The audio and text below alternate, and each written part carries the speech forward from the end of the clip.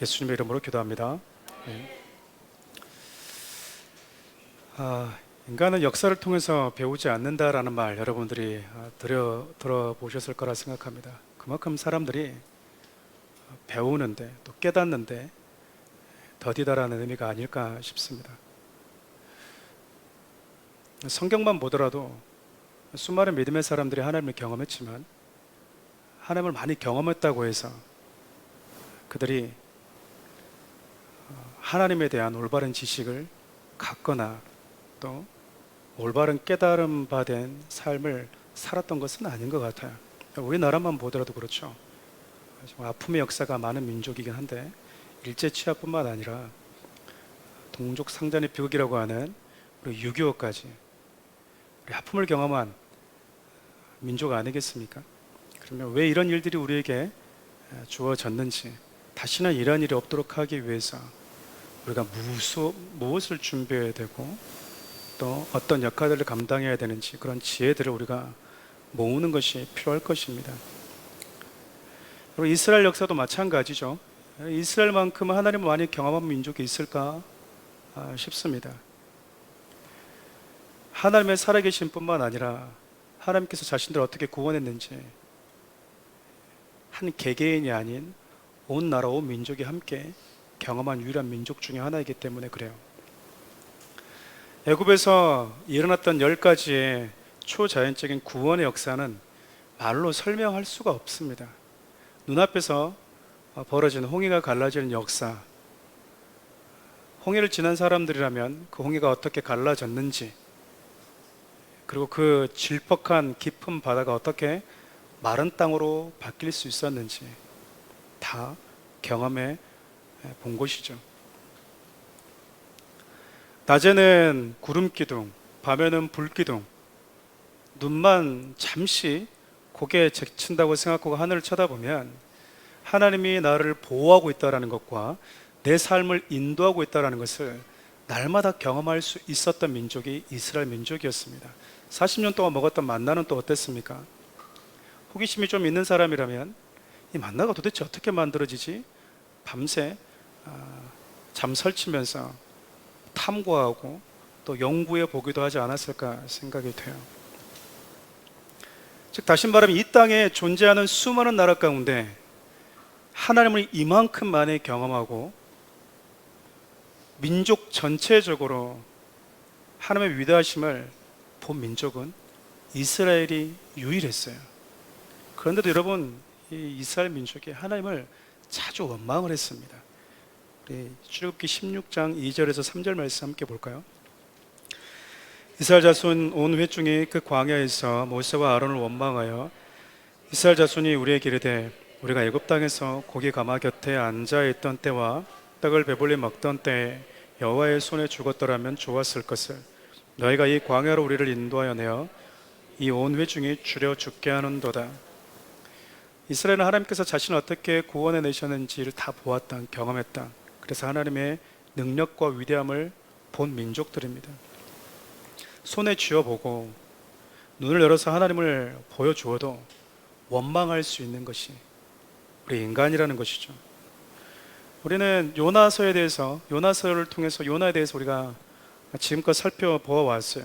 요나는 하나님의 말씀을 등지고 떠남으로 인해서 고기 뱃속에서 3일간 고통받아야 했습니다. 요나는 고기 뱃속이라는 음부에서 3일간 소망도 없는 처절한 슬픔과 저주를 경험하면서 보내야 했던 것이죠. 그런데 하나님께서 3일 후에 요나를 그 고기 뱃속에서 건져내 주십니다. 하나님께서 요나를 건져주신 것은 그의 기도에 감동해서 혹은 그의 기도에 그의 의로움이 나타나서가 아니라고 했습니다. 오히려 그의 기도는요, 자기 중심적이었고 하나님 탓하는 것으로 가득했었습니다. 그런데도 하나님이 그에게 지금 두 번째 기회를 주고 계세요. 두 번째 기회를 주고 있다는 겁니다. 오늘 제가 여러분과 함께 나누고 싶은 메시지가 바로 이 부분이기도 합니다. 하나님께서 두 번째 기회를 요나에게 주시면서 그에게 기대했던 것이 무엇일까라는 주제인 것이죠. 우리 1절 말씀 함께 읽어볼까요? 여호와의 말씀이 두 번째로 요나에게 임하니라. 이르시되 여러분, 하나님께서 요나에게 두 번째 기회를 주셨는데 그에게 주어진 명령은 첫 번째 요나에게 주어졌던 명령과 똑같았습니다.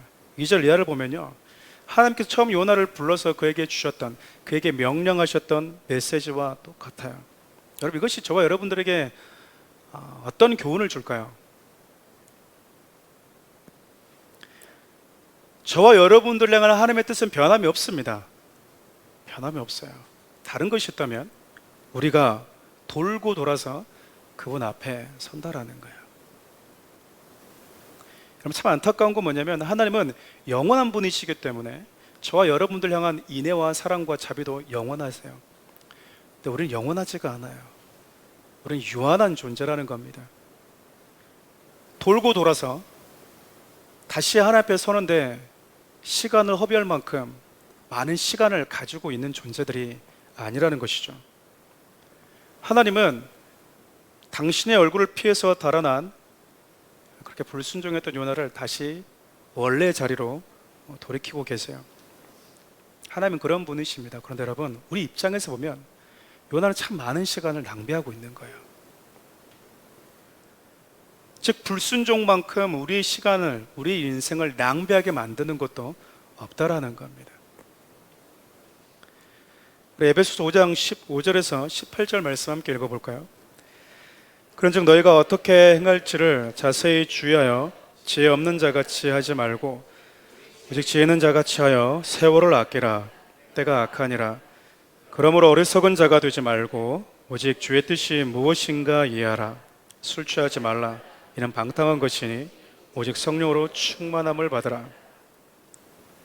너희가 어떻게 행할지 자세히 주의해라.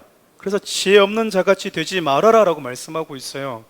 성도들이 마땅히 주의해야 될 것이 무엇이겠습니까? 마땅히 따라야 될 게 바로 하나님의 말씀이잖아요. 즉, 우리가 하나님의 말씀을 지켜 행할 때 비로소 세월을 아낄 수 있다는 말이에요. 그렇지만 우리가 불순종하고 하나님 주신 그 말씀에서 자꾸 떠나고 세상에 취하게 되고 술에 취하게 되면 우리는 수많은 기회와 시간을 잊어버리게 된다라는 거예요. 그 많은 것들을 잃어버리면서 우리가 살아갈 수 있다라는 거죠. 술에 취하는 사람들의 삶을 보면 깔끔하게 뭔가를 잊어버리고 다시 새롭게 사는 것이 아니라 시간을 계속해서 허비할 뿐입니다. 술 많이 드셔보신 분들, 술 드시면서 더 나은 삶 계획하셨습니까? 삶이 좀 더 나아지셨습니까? 아니면 돌아와 보니 그 시간 낭비한 것 같습니까? 가끔 이제 성도들을 만나서 혹은 청년들 만나서 얘기하다 보면 청년들이 과거에 술, 담배를 하는 분들이 참 많이 있었잖아요. 그럼 저희 그 친구들이 늘 질문하는 것 중에 하나가 그거였습니다. 목사님은 그런 거에 대해 호기심이 없었습니까? 어떻게 한 번도 안 해보실 수 있습니까? 정말 문화재 보듯이 이렇게 저를 가끔씩 볼 때가 있어요. 그럼 제가 그때마다 했던 말이 있어요. 호기심이 전혀 없었던 건 아니었는데 시간을 낭비하고 싶지 않았습니다. 시간을 마셔봐야지 몸에 안 좋고 피워봐야만이 몸에 안 좋은지 굳이 나까지 경험하고 싶지 않았습니다. 만약 나에게 시간이 영원하다면 해봤을 것 같아요. 근데 여러분, 우리의 시간은 유한하거든요.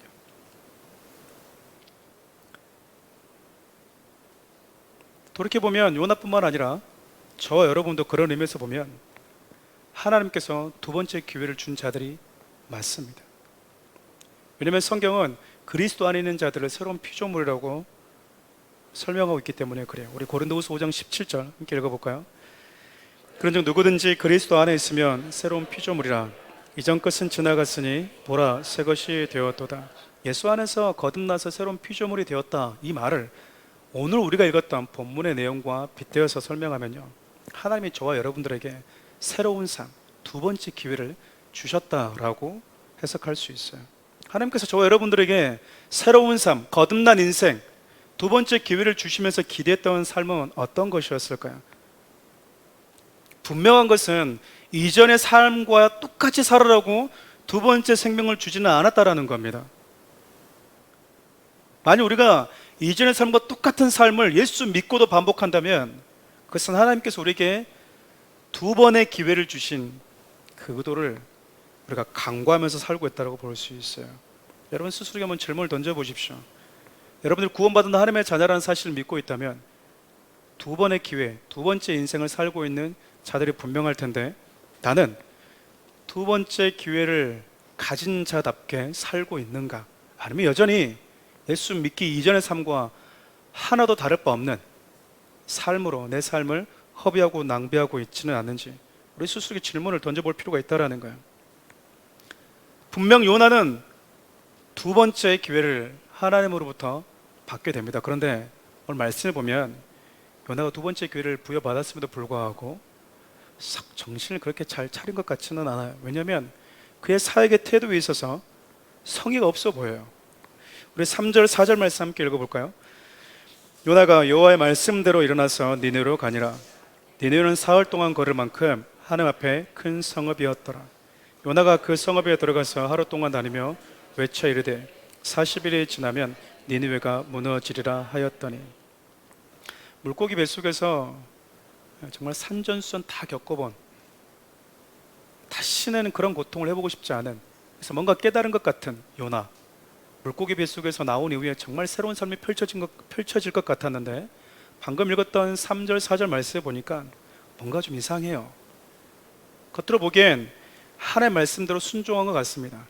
여호와의 말씀을 따라서 일어났고요, 하나님 말씀하신 곳까지 갔습니다. 그리고 하나님이 외쳐라는 것 외쳤어요.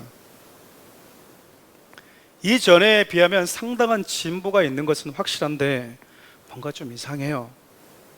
왜냐하면 성경이 요나의 이런 모든 사역에 대해서 썩 긍정적인 뉘앙스를 우리에게 주고 있지 않기 때문에 그렇습니다. 특별히 3절을 보면요, 니느웨는 3일이라는 시간을 걸어야 될 만큼 큰 성읍이었다라고 이야기를 해요. 근데 요나가 그렇게 큰 성읍을 하루 만에 돌아버립니다. 3일이라는 시간을 어떻게 하루 만에 돌파할 수 있을까? 요즘처럼 좋은 이 자가용이 있었던 시대도 아니었을 텐데 좀 꺼림직하죠. 그런데 여러분, 3일이라는 시간을 하루 만에 돌면서 메시지를 전했다는 것도 이해가 안 되는데 그가 전했던 메시지는 더 기가 막힙니다. 40일이 지나면 니느웨는 무너진다 였어요. 니느웨는 무너진다. 한마디로 얘기하면 40일 지나면 너희들 다 죽어. 그러고 다닌 거예요. 이런 요나의 외침을 보면 여러분, 니느웨를 향한 사랑과 긍휼 따위는 사치처럼 보이는 거죠. 여러분, 요나가 누굽니까? 물고기 뱃속에서의 처절한 음부를 경험한 사람 아닙니까? 하나님을 떠난 인간이 얼마나 저주스러운 운명의 결과를 맞이하게 될지를 몸소 경험해 본 자 아니겠냐 그 말이에요. 근데 그런 요나가 겉으로 보기에는 하나님의 말씀에 순종함으로 인해서 달라진 것처럼 보이는데 그의 중심과 그의 마음은 하나도 달라지지 않았다라는 거예요. 마치 하나님을 향해서 이렇게 얘기하는 것 같아요. 하나님, 당신이 시키니까 어쩔 수 없이, 정말 어쩔 수 없이 내가 가긴 가겠습니다. 당신이 말하라고 하니까 어쩔 수 없이 가서 사과도 하고 어쩔 수 없이 그 사람한테까지는 가겠습니다. 그런데 나의 마음과 나의 중심까지 가라고 하지는 마십시오 라고 시위하고 있는 것 같아요. 목사님이 시키니까, 하나님이 하라고 하니까 하는 것처럼 보여요. 부분적인 순종이라고 이야기를 합니다. 요나처럼 얼마나 많은 성도들이 하나님의 말씀을 들으면서도 불구하고 내가 할 수 있는 데까지만 타협해서 순종하는지 몰라요. 여러분, 그건 순종이 아니에요. 하나님, 당신이 하라고 하니까 여기까지는 하겠지만 그 이상은 저에게 요구하지 마십시오. 그 이상의 영역까지는 이래라 저래라 저에게 관여하지 말아 주십시오. 여러분과 제 삶에 그런 삶의 영역들이 많이 존재한다라는 거예요. 그래서 여러분, 그 부분을 이야기하면 왜 관여하는지 상당히 불편해합니다. 우리가 소위 하는 얘기 있지 않습니까? 목사님, 나 들으라고 하는 얘기입니까? 그때 제가 어떻게 얘기한다고 그랬죠? 네, 여러분 들으라고 한 얘기 맞습니다. 그럼 제가 누구 들으라고 하겠습니까? 예? 사탄한테 제가 들으라고, 저희 교회 성도 아닌 분들한테 제가 들으라고 이렇게 외치겠습니까? 저와 여러분 들으라고 하는 메시지예요. 조금 다르긴 해도 저와 여러분들도 각자 개인의 삶에서 하나님과의 관계적인 부분에 있어서 크고 작은 하나님의 살아계심을 많이 경험해 왔을 거예요. 나를 돌봐주시는 하나님, 나를 지켜주셨던 하나님, 힘든 순간순간마다 나를 숨쉬게 하셨던 그 하나님의 은혜를 경험해 왔을 거란 얘기입니다. 사랑하는 우리 교회로 보면 또 그래요. 저와 여러분 역시 교회를 시작할 때부터 하나님은 우리를 어떻게 인도해 가시는지 다 본 산 증인들 아니겠습니까? 먼저 왔다라는 것이 우리에게 주는 유익이 때문에 그런 걸 거예요. 이 이후에 오는 성도들에 비해서 그 전에, 그리고 지금 그분이 우리를 어떻게 인도하고 계시고 살아가는 우리를 어떻게 하나님 보호하고 계시는지를 보았다라는 거죠. 동시에 하나님의 인도하심과 보호도 보지만 교회가 하나씩 하나씩 세워져 가면서 우리 안에 서로의 서투름도, 우리 안에 부족함도 우리는 경험하면서 살아갑니다. 그런 은혜스러운 경험과 더불어서 때로는 불편한 경험들을 하나님이 저와 여러분들에게 하게 하신 이유가 무엇일까? 그럼 교훈을 받고 계십니까? 넘어진 분들이 계시다면, 내가 거기에 넘어졌으니 이후에 오는 성도들은 내가 넘어졌던 것에 넘어지지 않도록 내가 잡아줘야 되겠구나. 내가 먼저 앞서서 은혜를 경험한 영역이 있다면 사랑하는 우리 교회에서 어떻게 은혜를 받을 수 있는지 내가 이후에 온 성도들에게 내가 경험해 보았으니 가르쳐 줘야 되겠다. 말씀 들을 때 저 들으라고 한 소리죠 라고 하는 성도가 오면, 그래, 네 들으라고 한 소리가 맞아라고 옆에서 또 뭐 해주고 권면해주고, 우리가 그 경험을 앞서 했다면 이 이후에 오는 성도들이 하나님을 더 사랑할 수 있도록, 말씀을 더 가까이 할 수 있도록, 하나님을 가까이 하는 것이 무엇이고 말씀을 가까이 하는 것이 무엇인지를 이야기해 주도록 하기 위해서 우리가 그런 경험들이 우리에게 주어졌던 거 아닐까 생각을 해봅니다. 요나 역시 마찬가지잖아요. 요나 역시 마찬가지잖아요. 하나님을 떠난 인생, 그들에게는 피할 수 없는 음부의 고통이 기다리고 있다는 거 뼈저리게 경험한 사람이잖아요. 생지옥을 경험하고 왔는데도 불구하고 다른 영혼에 대한 긍휼의 마음이 왜 그에게는 없었을까요? 지금 요나는 나는 이제 숨 쉴 수 있으니까 니느웨에 있는 사람들 다 내가 왔던 곳에 들어가도, 그 지옥 같은 곳에 들어가도 전혀 개의치 않겠다라고 생각하는 것 같아요. 그 아픔의 경험이 교훈으로 남아있지가 않는 겁니다. 네, 여러분, 근데 참 놀라운 게 뭐냐면 40일이 되면 너희들 다 그냥 죽어 라고 했던 그 요나의 성의 없어 보이는 메시지를 듣고 온 니느웨가 다 회개하고 있다는 거예요. 놀랍지 않습니까? 여러분, 요나의 메시지를 보십시오. 너희들 회개해야 돼. 너희들 회개해야 돼. 돌이켜야 돼. 그런 애타는 심정의 메시지도 없고요. 너희들이 멸망당하지 않으려면 어떻게 하면 되는지에 대한 메시지도 없어요. 그냥 증오로 가득한 날선 심판과 멸망의 메시지가 그냥 가득할 뿐이에요. 너희들 다 죽는다. 40일 지나면. 그 중에 누가 달려와서 물었을 거 아니겠어요? 도대체 40일 지나면 멸망한다는데 그러면 살려면 어떻게 해야 됩니까? 몰라. 그냥 40일이면 끝나는 거야, 너희들은. 만약 제가 여러분들에게 이렇게 메시지를 여기서 전한다면 어떻게 될 것 같습니까? 돌 맞든지 질질 골고다 끌려가듯이 제가 끌려가든지.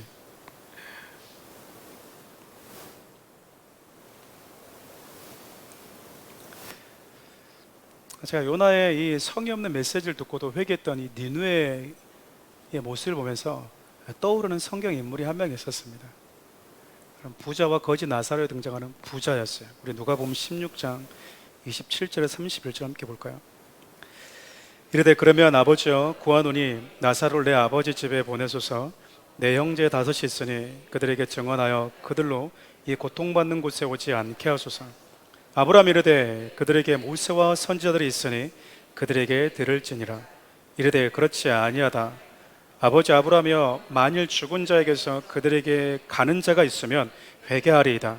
이르되 모세와 선지자들에게 듣지 않으면 비록 죽은 자 가운데서 살아나는 자가 있을지라도 권함을 받지 아니하리라 하였다 하시니라. 부자와 거지 나사로 이야기 여러분 잘 아실 겁니다. 이 둘은 이 땅에서 완전히 극과 극의 삶을 살았던 자들이잖아요. 근데 여러분 죽은 이후에 역시 그들의 삶은 또 극과 극, 너무나 다른 운명으로 갈리게 됩니다. 지옥에 가게 된 이 부자가 지금 하고 있는, 천국에서 나사로와 함께 했던 아브라함에게 하고 있는 이야기인데요, 지옥에 가니까 철이 좀 들었던 것 같습니다. 그게 다섯 형제가 있었는데, 하나님, 내가 여기 와보니 우리 다섯 형제들 여기 안 왔으면 좋겠습니다. 그러니까 나사로를 좀 보내서 이런 곳이 있다라는 것을 우리 형제들에게 꼭 말해줘서 그들은 여기 오지 않도록 좀 해주시면 안 되겠습니까? 아브라함이 이야기하는 거예요. 그들 곁에 모세와 선지자들이 있다. 음부했던 부자가 다시 얘기를 합니다. 모세와 선지자 가지고는 안 됩니다. 죽었다가 살아난 나사로가 직접 가면 들을 겁니다. 그럼 다음에 우리가 이 부분을 가지고 한번 말씀을 전할 겁니다. 다섯 형제가 나사로가 죽었다가 살아나서 자기가 오면 들을 겁니다라는 말을 들으면, 보면 이 부자뿐만 아니라 부자 형제들도 나사로를 알고 있었다는 것 아니겠어요? 근데도 그 부자처럼 그 형제도 똑같이 나사로에게 자비를 베푸지 않았던 거죠. 어찌되었든 이 부자의 논리는 그거였어요. 죽었다가 살아난 나사로가 가는 것이 모세와 선지자들이 말씀을 전하는 것보다 더 나을 겁니다. 여러분, 유대인들의 관점에서 보면요, 나사로가 설교했을 때와 모세가 설교했을 때 누구의 설교를 더 위대하게 볼까요? 모세죠, 당연히. 나사로와 선지자가 메시지를 전하면 누구의 메시지 들으러 가겠습니까? 소위 우리 이제 설교하다가 가끔씩 이제 우리 세미나 하면, 자, 이 주제 들으실 분들 A방으로, 이 주제 들으실 분은 B방, 이 주제 들으실 분은 C방으로 가십시오 그러잖아요. 모세가 A방에 있고 B방에 선지자가 있고 엘리야와 같은 선지자가 있고 3번 방에 제가 있으면 송을 다 어디 가겠냐 그 말이에요.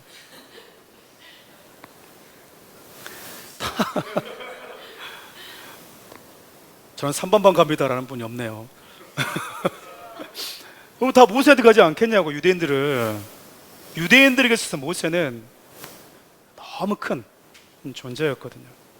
이 부자는 그들보다 죽었다 살아난 나사로가 더 낫다고 생각했어요. 근데 여러분, 아브라함이 뭐라고 얘기하냐면, 그들 곁에 있던 모세와 선지자를 통해서 말씀을 듣지 않으면 아무리 죽었다가 살아난 자가 가도 듣지 않는다.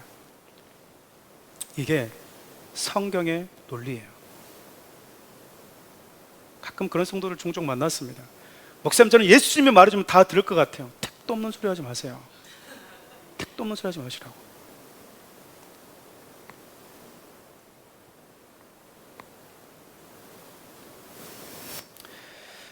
저는 이제 그 전하는 자 입장이다 보니까 늘 전하는 자가 조심해야 될 부분들에 대해서 많이 좀 고민해 왔었어. 근데 누가 보면 이 얘기를 들으면 여러분, 듣는 자들에 대해서 하나님이 지금 말씀하고 있어요. 21세기를 살아가는 저와 여러분들은요, 더 이상 목사들 설교 타다면 안 됩니다. 목사의 설교가 세다, 약하다, 논리가 부족하다. 저는 사투리를 쓰지 않지만 사투리를 써서 좀 은혜가 안 된다, 여러 가지들의 말들이 있습니다. 여러분, 분명한 건 여러분들의 담임 목사를 통해서 들려지는 하나님의 말씀을 듣지 않으면요, 주님이 옆에 와도 여러분들은 안 들어요. 여러분, 스스로에 속지 말란 이야기예요. 나는 저런 방식으로 설교하니까, 나는 저런 방식으로 권면하니까 나는 듣기가 싫은 거예요. 나는 안 들어지는 거라고 이렇게 얘기해 주면, 주님 와서 얘기해 주면 나는 잘 들을 수 있는데, 전하는 자가 저렇게 전해서 저는 그래요 라고 속지 말라는 거야. 여러분, 예수님이 직접 말씀하셨음에도 불구하고 대적하는 자가 있었고요, 하나님이 직접 명령을 하셔도 나는 죽어도 따르지 못하겠다고 하는 사람이 있었어요. 요나가 그 대표적인 인물 아니겠습니까?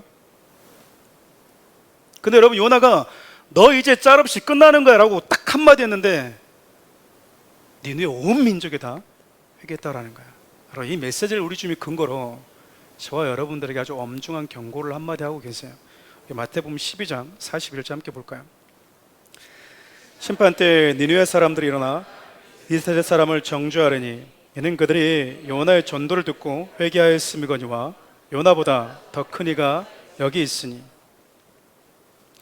예수님 시대 사람들은 여러분 성육신하신 하나님의 설교를 직접 들은 사람들이에요. 그런데도 불구하고 그 말씀을 듣고 사람들이 회개하지 않았습니다. 근데 여러분, 요나의 시대 때 그 니느웨 사람들은요, 사랑의 마음도 없고 국률의 마음도 없고 증오로 가득한, 대충 한마디 쏟아냈던 선지자의 그 말 한마디를 가지고 여러분 회개했다라는 거예요. 더 이상 핑계할 게 없다라는 거예요. 핑계할 게 없다. 목사님, 저는 회개가 안 되고요, 이런 말이 상처가 되고 이런 말이 서운하고요, 핑계가 안 된다라는 거예요. 여러분, 성령님이 저와 여러분들 가운데 찾아오셔서 하나님의 말씀을 얼마나 많이 들려주고 있습니까? 사랑하는 우리 교회 같으면 큐티를 통해서, 아침 예배를 통해서, 수요 양육 예배를 통해서, 오늘과 같이 주일 예배를 통해서 우리 참 고집스럽죠. 니느웨 사람들은 성의 없는 그 메시지 앞에서 회개했다. 어쩌면 설교의 홍수 속에 살아가는 저와 여러분들을 부끄럽게 하는 메시지가 아닐까 싶어요. 사랑하는 우리 성도 여러분, 저를 포함해서 여기 있는 모든 성도들이 하나님의 말씀 앞에 겸손하기를 진심으로 바랍니다. 요나 시대 사람들이 요나의 메시지를 통해서 그 메시지를 듣고도 회개했다면 우리는 더 이상 핑계거리가 없어진다라는 말입니다. 우리 주위에 얼마나 설교 잘하는 목사님들이 많습니까? 여러분 들고 다니는 스마트폰 가지고 이 손가락 몇 번 터치하면 여러분들이 듣고 싶어하는 설교, 여러분들이 좋아하는 목사님, 여러분들이 듣기를 원하는 취향의 설교, 얼마든지 들려줄 수 있는 분들이 우리 주위에 많다라는 거예요. 근데 과연 우리는 하나님 앞에 겸손한가? 말씀을 정리하고자 합니다. 하나님이 요나에게 두 번째 기회를 주셨습니다. 그에게 새로운 삶을 주셨고 새로운 기회를 주신 것은 이전과 다른 삶을 살아라, 새로운 삶 살아라, 그 기대감 가지고 요나에게 새로운 생명 주신 거 아닐까요?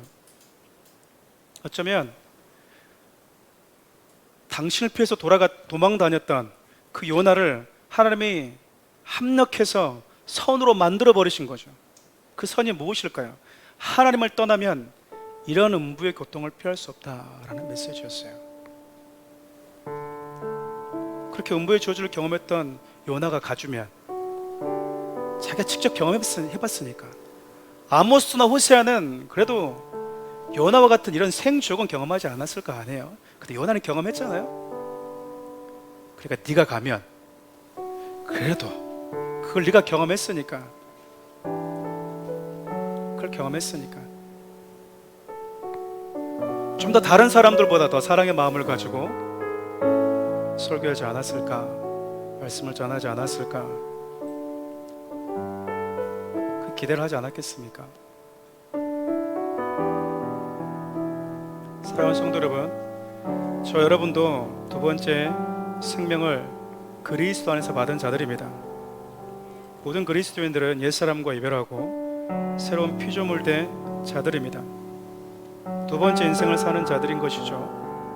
구원받은 사랑하는 우리 성도 여러분, 두 번째 기회를 가지고 살아가는 성도 여러분, 시간을 허비하지 마십시오. 더 이상 낭비하지 마세요. 눈 딱 감고 뜨면 40되어 있고요, 50되어 버려요.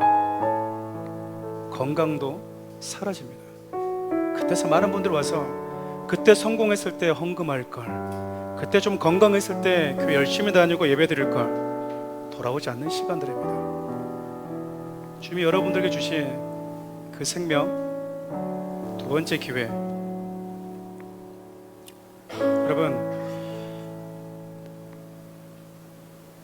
더 영혼을 사랑하십시오. 더 열심을 좀 내십시오. 주님을 위해서.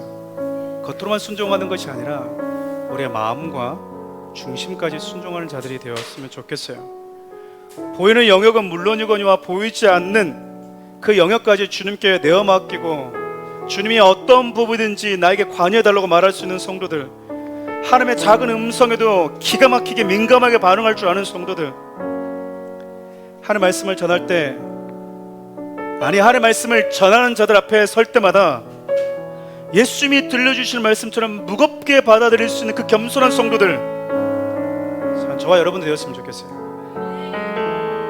하나님 앞에서 그분의 성도된 저와 여러분, 그리고 사랑하는 우리 모든 성도들이 이런 모습을 회복해서 예수 그리스도를 통해 두 번째 삶의 기회를 주신 그 하나님의 기대를 저버리지 않는 우리 모두가 될 수 있기를 주님의 이름으로 축원드립니다. 우리 찬양으로 주님께 좀 나아갔으면 좋겠어요. 하나님의 사랑을, 하나님의 사랑을 사모하는 자, 하나님의 평안을 바라보는 자, 너의 모든 것 창조하신 우리 주님이 너를 얼마나 사랑하시는지, 하나님께 찬양과 경배하는 자, 하나님의 선하심을 닮아가는 자, 너의 모든 것 창조하신 우리 주님이 너를 자녀 삼으셨네. 아멘. 하나님 사랑의 눈으로, 하나님 사랑의 눈으로 너를 어느 때나 바라보시고, 하나님 인자한 귀로서 언제나 너에게 그리시니,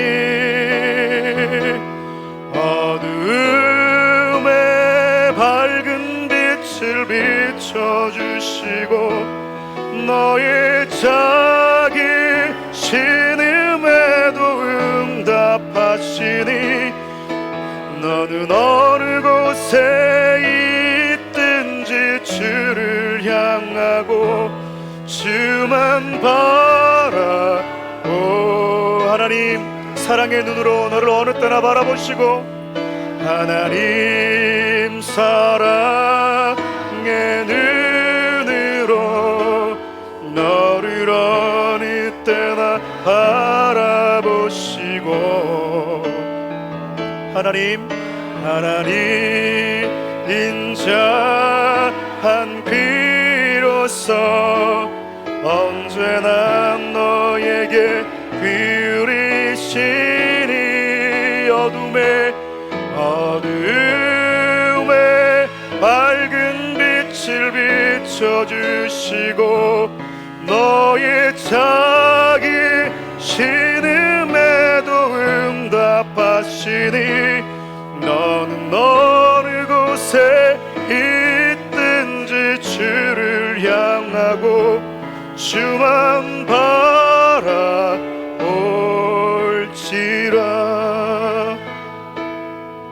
한번 기도합시다. 여러분, 저와 여러분도 똑같이 요나처럼요, 두 번째 기회를, 두 번째 거듭난 삶을 살아가고 있는 자들입니다.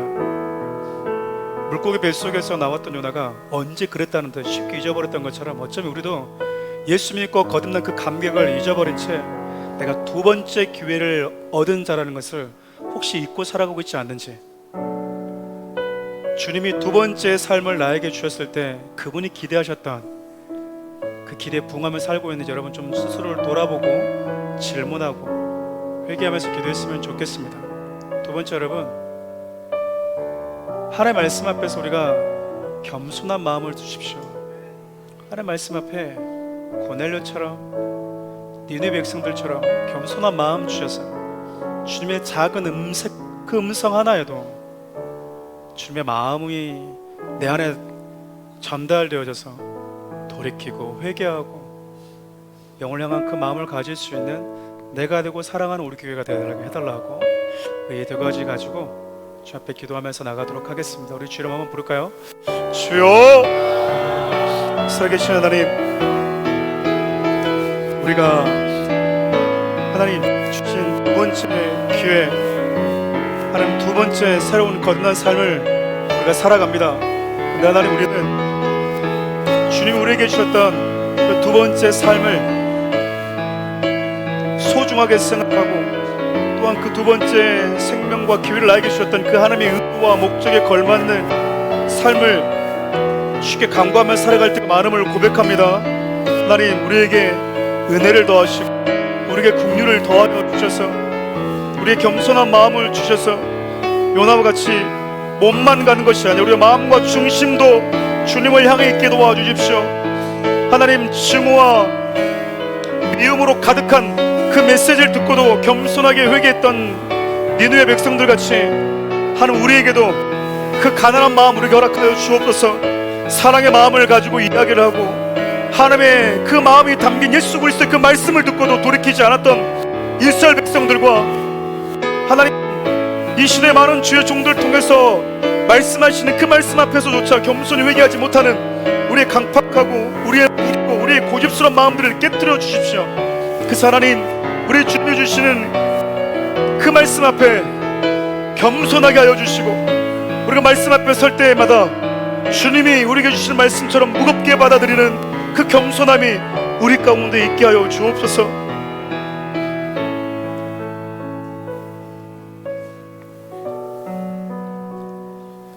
살아계신 하나님, 우리가 참 고집스럽습니다. 그리고 늘 내 생각에 내가 속고 내 논리에 내가 속고 우리가 그렇게 살아갑니다. 아무리 하나님 우리에게 귀한 하나님의 사람들을 많이 보내주고 위로해 주어도 말씀을 전해줘도 우리는 그 말씀에 감동하지 못하고 일어나려고 하지 않습니다. 사랑하는 귀한 성도들에게 니느웨 백성들이 가졌던 그 가난한 마음 허락해 주셔서 주님 부르시는 그날까지 모양만 그리스도인이 아닌 마음과 중심까지 그리스도인 된 거듭난 자로 살아가게 하여 주옵소서. 우리에게 두 번째 기회를 허락해 주신 예수 그리스도의 은혜와 그 두 번째 기회를 주시면서 당신이 기대했던 그 삶을 살아내게 하실 하나님의 사랑과 주님 부르시는 그날까지 몸부림치면서 우리 주님이 원하시는 아름다운 삶을 살아내도록 도우시는 성령 하나님의 은혜가 귀한 성도들 머리 위에 나라와 민족과 교회들 가운데 함께 하시기를 간절히 축원하옵나이다. 아멘.